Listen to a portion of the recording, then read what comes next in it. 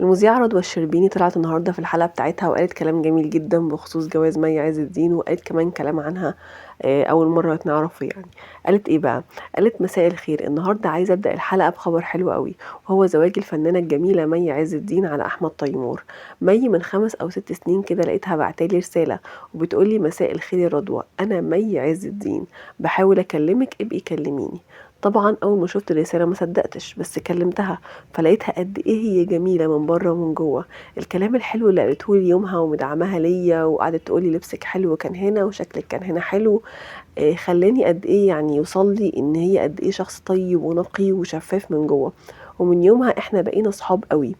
إحنا ممكن ما كناش يعني بنتكلم على طول، لكن يعني مثلًا ممكن كل 5 أو 6 شهور نتكلم، لكن كنا بنسأل على بعض، ودي كانت حاجة حلوة أوي.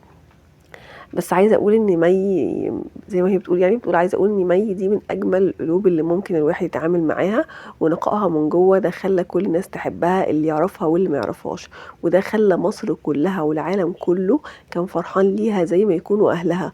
وأنا عن نفسي انبسطت جدًا لإني كنت عارفة قد إيه هي حزينة بعد وفاة والدتها الله يرحمها، فيمكن يكون دي الفرحة اللي تدخل تنوّر حياتها.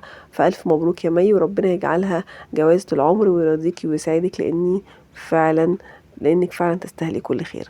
بصراحة كلامها جميل جدًا، وفعلًا ناس كتير جدًا فرحت لمي عز الدين، وفعلًا يعني الموضوع بقى trend من ساعة ما هي نزّلت الصور بتاعتها ونزّلت بعد كده الsession. لأ ناس كتير جدًا، جدًا بصراحة يعني فرحت لها أوي. وحتى زوجها أحمد تيمور الaccount بتاعه كان عليه 100 وحاجة، دلوقتي وصل ما شاء الله 300.000. من كان 100.000 وبقى 300.000 من كتر ما فعلًا الناس بتحب مي عز الدين جدًا، فعايزين يعرفوا كل حاجة عنها. وناس كتيرة جدًا كمان كانت فرحانة لمي عز الدين، لإن فعلًا الفترة اللي فاتت مي عز الدين كانت بتطلع في البرامج يعني مكتئبة جدًا بسبب وفاة والدتها، كان شكلها فعلًا مكتئب جدًا، وواضح كمان إن هي كانت بتاخد أدوية اكتئاب من كتر ما الموضوع فعلًا كان مأثّر عليها نفسيًا جدًا، لإن هي كانت مرتبطة جدًا بيها.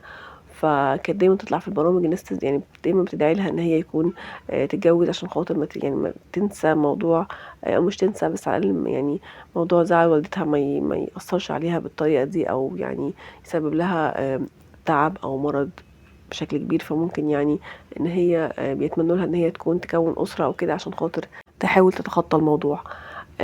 بصراحة يعني أنا كمان فرحانة لها جدًا، يعني فعلًا مي عز الدين ناس كتير جدًا بتحبها، وعمرنا ما سمعنا عنها مشاكل برضه، يعني دايمًا تلاقي حتى هي أصلًا ظهورها في البرامج مُقِل جدًا، دايمًا بتعمل أعمال، لكن نادر أوي لمّا تشوفها في برامج. عشان كده حتى لمّا طلعت كانت في برنامج مع معتز دمرداش، ده كان يعني بعد غياب طويل، فناس كتيرة جدًا كانت واحشاهم أوي، ولإن هي كمان ما بتطلعش كتير في البرامج، فعشان كده لمّا طلعت مع معتز الناس كانت فرحانة جدًا بيها، وكانوا فعلًا شايفين إن هي واحشاهم جدًا، جدًا.